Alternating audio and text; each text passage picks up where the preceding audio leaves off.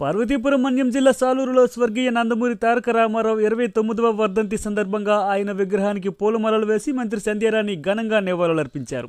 Party కార్యాలయం నుండి ఎన్టీఆర్ కూడలి వరకు కార్యకర్తలు నాయకులతో కలిసి భారీ ర్యాలీ నిర్వహించారు. ఈ సందర్భంగా మంత్రి మాట్లాడుతూ తెలుగుదేశం పార్టీ స్థాపించి తెలుగు నేలపై ఆత్మ గౌరవ నినాదాన్ని మారుమ్రోగించిన తెలుగు పౌరుషం స్వర్గీయ అన్న ఎన్టీఆర్ అన్నారు. సమాజమే దేవాలయం, ప్రజలే దేవుళ్ళు అన్న నినాదంతో తెలుగుదేశం పార్టీ స్థాపించి చరిత్ర పుటాల్లో తనకంటూ ఒక ప్రత్యేకమైన స్థానాన్ని సంపాదించుకున్నారన్నారు. ₹2 కిలో బియ్యం పథకం ద్వారా సరికొత్త రాజకీయానికి తెరలేపి ప్రజల గుండెల్లో చిరస్థాయిగా ఎన్టీఆర్ నిలిచిపోయారన్నారు. ఎన్టీఆర్ ఆశయాలకు అనుగుణంగా చంద్రబాబు నాయుడు ముందుకు వెళ్తున్నారని, మనందరం ఆయనకి తోడుగా ఉండి రాష్ట్రాభివృద్ధికి సహకరించాలని మంత్రి కోరారు.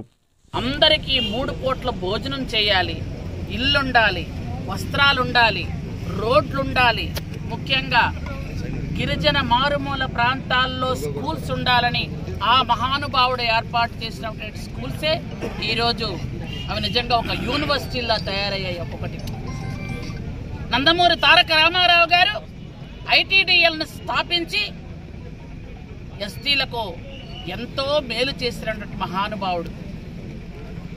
అలాగే ఎస్సీలకు సొసైటీలు, బీసీలకు సొసైటీలు ఏర్పాటు చేసి వారి వారి కులంలో వాళ్ళకి అన్ని గౌరవాలు, అన్ని సంక్షేమ పథకాలు అందే విధంగా చూసినటువంటి ముందు చూపున్న నాయకుడు. అలాంటి మహానుభావుడు రాజకీయాల్లోనే కాదు, సినిమాల్లోనే కాదు, నిజ జీవితంలో కూడా అందరికీ ఆదర్శప్రాయులు అని సభాముఖంగా మీ అందరికీ నేను తెలియజేసుకుంటున్నాను.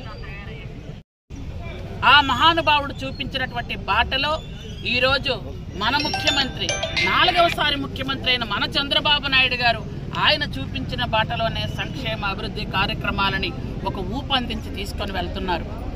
మీరందరూ నిన్న చూసుంటారు, చంద్రబాబు నాయుడు గారు మోడీ గారికి ఇచ్చినటువంటి ఒక విన్నపం, మోడీ గారిని రిక్వెస్ట్ చేసినటువంటి పద్ధతి మీరందరూ చూస్తుంటారు. మొన్న వైజాగ్ సభలో, వైజాగ్ సభకి మోడీ గారు వచ్చేటప్పుడు దాదాపు 2 లక్షల కోట్లతో శంకుస్థాపనలు చేస్తే ఇదే చివరేమో అనుకున్నాం. కానీ ఈరోజు 11,000 కోట్లని ఆంధ్రుల హక్కైనటువంటి విశాఖ ఉక్కుకిచ్చినటువంటి ప్రధానమంత్రి గారికి ఎన్ని విధాలుగా థ్యాంక్స్ చెప్పుకుంటే తక్కువే.